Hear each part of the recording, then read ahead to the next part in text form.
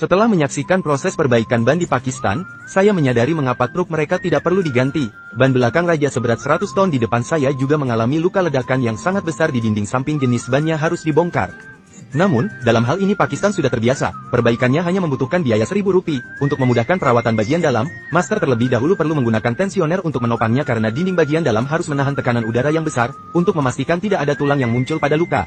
Anda harus memotong tambalan yang sesuai dan menggunakan potongan besar untuk memotong kawat baja di dalamnya lapisan. Tujuan utama operasi ini adalah membengkokkan dan melapisi tambalan untuk memastikan tambalan dapat terpasang sepenuhnya ke dinding samping. Setelah memasang tambalan di bagian dalam, master perlu membuat alur lingkaran dalam ban agar tambalan tidak mempengaruhi pemasangan hub roda. Mereka menggunakan penggiling pneumatik kelas atas untuk menghilangkan lapisan permukaan di dalam garis yang ditandai.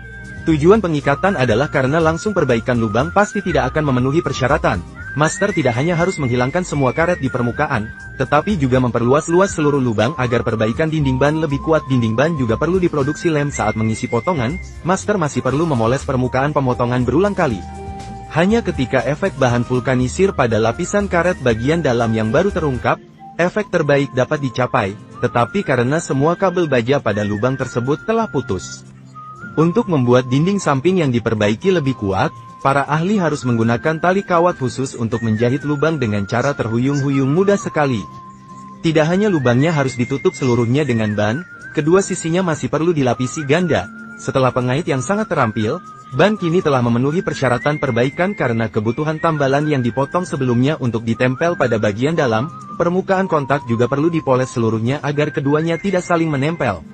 Karena penggerindaan akan menghasilkan banyak kotoran zat fluidisasi di bagian dalam, setelah master dengan cepat mengaduk zat fluidisasi, semua bagian tambalan yang dipoles perlu diolesi juga sejumlah zat fluidisasi pada permukaan bagian dalam dan luar yang perlu diperbaiki. Untuk mendapatkan efek fluidisasi terbaik, ban setelah diberi zat fluidisasi untuk pertama kalinya perlu didiamkan selama 5 jam, namun tidak mungkin untuk menempelkannya langsung dengan tambalan. Master juga perlu menggunakan lembaran karet mentah yang baru untuk ditempelkan pada permukaannya. Tujuan utamanya adalah untuk mencegah kebocoran udara pada lubang-lubang tersebut, juga ditempel di bagian dalam ban untuk memastikan kesehatan keduanya.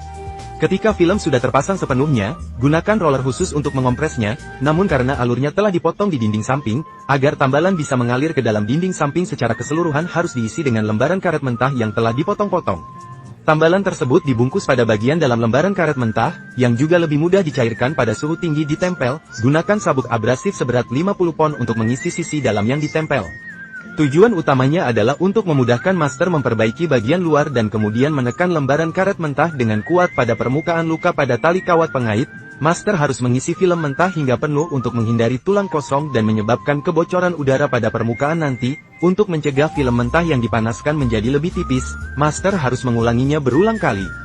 Potong dan pas untuk memastikan ketinggian dinding samping di area yang diperbaiki lebih tinggi. Setelah pengoperasian master yang terampil dan cepat, fluidisasi suhu tinggi akhir akan dilakukan peralatan akhir, ban yang diperbaiki tapi sama-sama sangat tahan lama. Agar lembaran karet mentah dan tambalannya terpasang dengan sempurna, master harus terlebih dahulu mengompres ban sepenuhnya agar lubang dapat dibentuk. Tidak hanya tekanan ke bawah harus diterapkan langsung di bawahnya, tetapi kedua sisi dinding ban juga harus didukung untuk mempercepat proses. Mereka juga langsung menggunakan kompor gas cair biasa untuk memanaskan bagian bawah ban pada suhu tinggi. Untuk menghindari kegagalan fluidisasi karena waktu pemanasan yang tidak mencukupi, master akan mengamati pengukur tekanannya, dan kali ini memerlukan waktu tunggu yang lama. Selama 12 jam seiring dengan peningkatan tekanan, setelah meja terus naik secara vertikal, ban kini telah dicairkan.